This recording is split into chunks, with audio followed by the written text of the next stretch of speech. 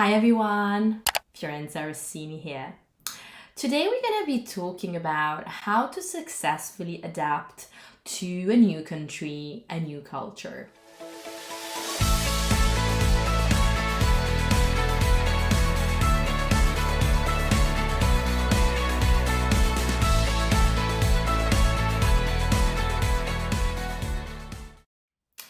Please note that in this video today, I'm going to use the words culture and country interchangeably. So here you are. You've moved to a new country, you're eager to settle in, enjoy being in your new environment, make friends, meet amazing co-workers and people generally, and perhaps you also want to grow.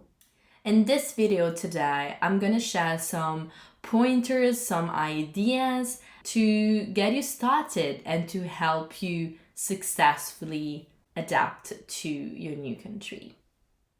Number one, I invite you to start by writing down any expectations or concerns that you may have at this point. I also invite you to write down any beliefs that you have about the new country or the new culture that you're in.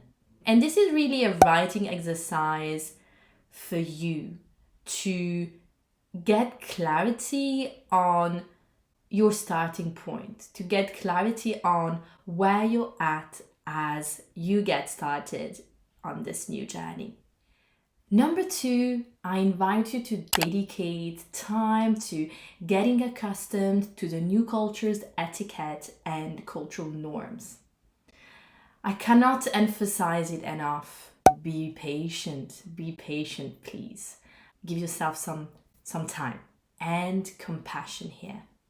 You may want to invest energy and time in learning the local language, or you may already share a language, right? Perhaps it's American English and British English. But each country has their own culture and therefore cultural norms, irrespective of whether you share a common language or not. Then consider tools that will help you learn about the cultural norms of your new country. So some tools that I can recommend, for example, we have the Hofstede Insights website. So that's Hofstede, Hofstede -insights.com. I'll include the link in the notes of this video. So this is a free tool and it offers a country by country comparison on several dimensions, showing you where different cultural norms are ranking, and the comparative element is always super helpful. I also recommend reading the Culture Map book by Erin Meyer, very practical. It does have more of a focus on the professional side of things, of course, so that's something for you to consider. And also have curiosity conversation with colleagues or newly formed friends. However, be careful, please, to be inclusively curious and not intrusively curious. So with the first two resources that I've mentioned here, I really find that they're great because they provide scales, like I was saying, on several dimensions. For example, communication would be a dimension, and the scale for the communication dimension would typically go from direct to indirect. And you can visualize where a country ranks on the scale and compare it with other countries, perhaps your own or whichever other country that you're interested in or perhaps familiar with.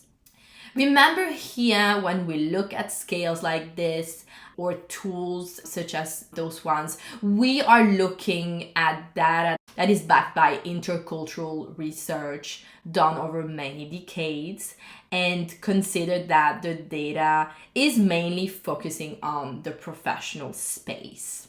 We're also looking at cultural norms for one country, right? So it means that, of course, there will be individuals within that country that will have different behaviors. For example, the cultural norm for the US on the communication dimension is for communication to be direct. But of course, you will find some indirect communicators in the US too. If I give you another example, the cultural norm for the UK on the communication dimension is for communication to be rather indirect. But of course, you will find some very direct communicators in the UK too. And also, it's always relative, right? So the UK will be more into the indirect space compared to the US. However, it is less indirect than in Japan, for example. So when I work with my clients, I go one step further and we compare your own preferences, your own behaviors on those dimensions versus the norm. What's the norm, the country that you're moving to, for example, or that we're looking at, so that we can really identify the biggest gaps, which may indicate where you may experience the biggest challenges in navigating situations or behaviors in the day-to-day or in the workplace. So if you're an indirect communicator, for example, what could be the strategies to help you navigate a workplace in which the cultural norm is to communicate in a direct way, right? So that would be the type of thing that we would explore together.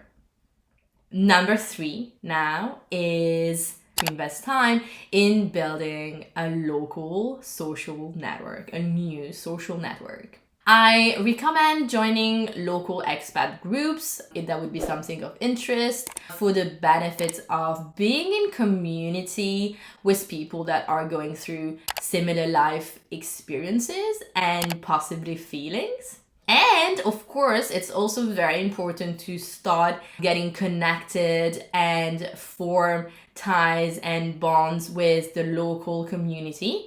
Consider joining clubs, sport clubs, or groups, gardening groups, whatever you feel that could be of interest to you, and even the school's PTA, right? So the easier you get to know the locals, the better, and the easier it may feel for you to navigate and create friendships outside of those groups. Making new friends is not always easy, just generally speaking. And making new friends in a new country that you're not familiar with can take some time. So here again, be patient, give yourself some compassion, and you got this. Number 4 is ask for help. Do not hesitate. I know it may not feel easy, or it may not feel like it's something that belongs in your comfort zone, but it's really important to ask for help. When you move to a new country, most of the time, there are so many different ways of doing things, even simple things. Your company may have provided you with some practical help. Perhaps you're lucky and you've had a good package, and it means that you've had some agencies or individuals to help you, perhaps with housing or admin or some paperwork, just the process of putting down a deposit for an accommodation and so on.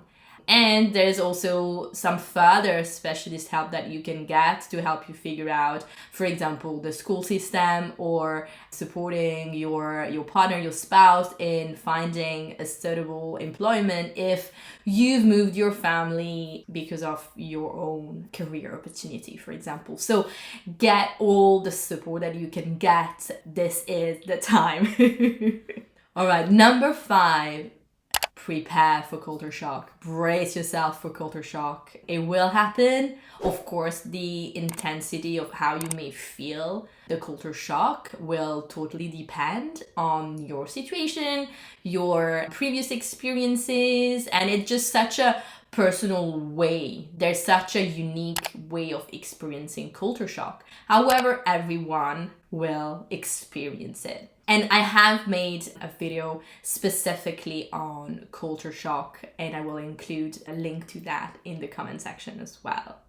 That's it for today. I hope that you found this video helpful. Please stay tuned for more videos, and do not hesitate to hit the subscribe button. I will see you soon. Take care.